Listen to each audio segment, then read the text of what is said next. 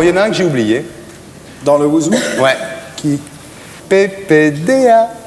PPDA? Ouais. Oh, c'est bien, PPDA. Ah, tu l'aimes, PPDA? Ah, ouais. Ouais. Ah non, mais c'est vrai, non, moi je prends pas position. Moi, je pose des questions, je peux pas te dire, j'ai eu très peu de contact avec lui. Ouais. Il a fait l'émission, il est venu faire Léo Ferré. On a pas mal de points communs. Ouais. Il a été papa très tôt, lui aussi. Ouais, lui aussi, c'est Il avait vrai. 15 ans, je crois. Ouais. Et non, je vais te dire, c'est quelqu'un que j'aime bien. Bon.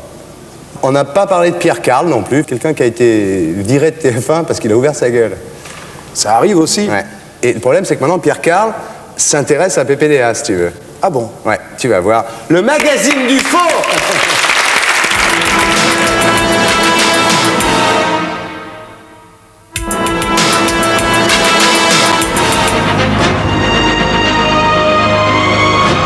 C'était le 16 décembre dernier, le lendemain du retour de Patrick Poivre d'Arvor de Cuba.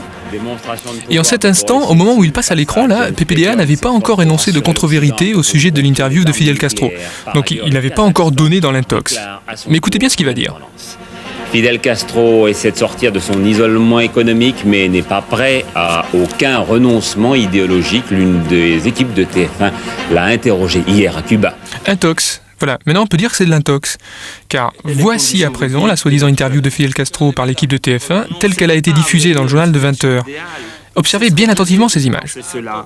Un jour viendra où ce sera possible. Monsieur le Président, jusqu'alors la devise de Cuba c'était le socialisme ou la mort. Est-ce que ça ne va pas devenir le capitalisme ou la mort? En fait, Castro ne s'adresse pas là à PPDA, et PPDA ne lui a jamais posé cette question. C'est une supercherie. Et c'est elle, cette journaliste argentine, qui a en réalité posé la question à Castro, comme on le voit dans la version intégrale de la conférence de presse filmée par la télévision cubaine. La phrase de Cuba hoy es socialismo o muerte o capitalismo o muerte. No, es socialismo o muerte. Voilà, Fidel Castro répond bien là à la question qui lui a été posée. Mais réécoutons-le répondre à cette même question sur TF1. Jusqu'alors la devise de Cuba c'était le socialisme ou la mort. Est-ce que ça ne va pas devenir le capitalisme ou la mort?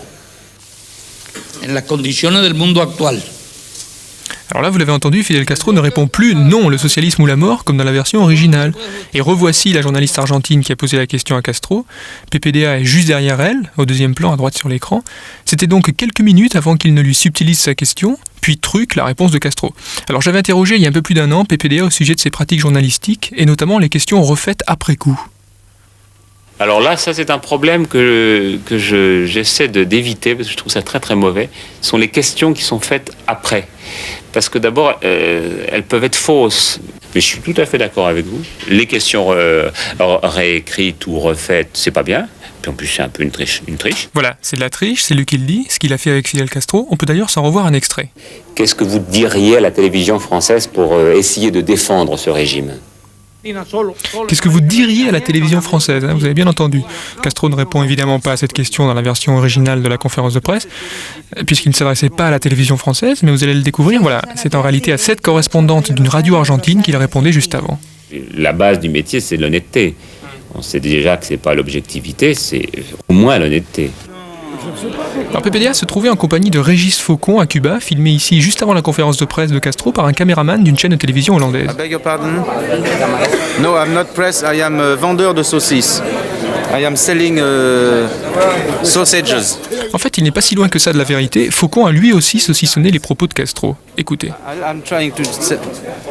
Est-ce que vous n'éprouvez pas un formidable sentiment d'isolement?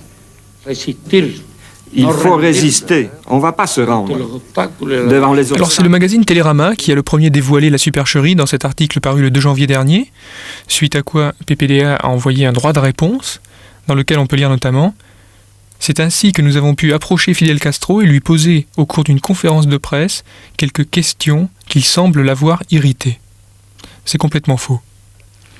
À la fin de la conférence de presse, PPDA et son équipe n'avaient posé aucune question à Fidel Castro. Claudia Ney, souvenez-vous, se trouvait juste devant PPDA et Faucon. Elle était dernièrement de passage à Paris.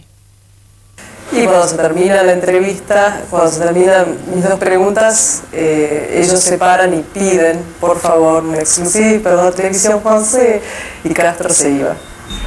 No lograron entonces entrevistarlo. No. Et voici la scène que vient de décrire Claudia. Fidel Castro a fini de répondre aux questions. Alors on ne verra pas sur ces images l'équipe de TF1, mais on va entendre la seule question qu'ils aient en définitive posée à Castro. que vous pouvez dire à M. Castro qu'il nous avait promis un quart d'heure pour la télévision française exclusivement? Mais Castro est reparti sans leur avoir adressé la parole, entouré de ses conseillers et de ses gardes du corps. PPDA et Régis Faucon ont ensuite enregistré leurs vraies fausses questions, faisant comme si Castro les écoutait. Il ne les écoutait pas, voilà la vérité. Après un truc comme ça, je pense que PPDA doit réagir, normalement, et que... Il a déjà réagi en écrivant à Télérama. Le Canard enchaîné en a parlé, et il est le bienvenu. Télérama, le Canard enchaîné. Non, mais il est le bienvenu ici pour s'expliquer. Et pour être sûr de ne rien rater de Inarditube, abonnez-vous et mettez un pouce bleu.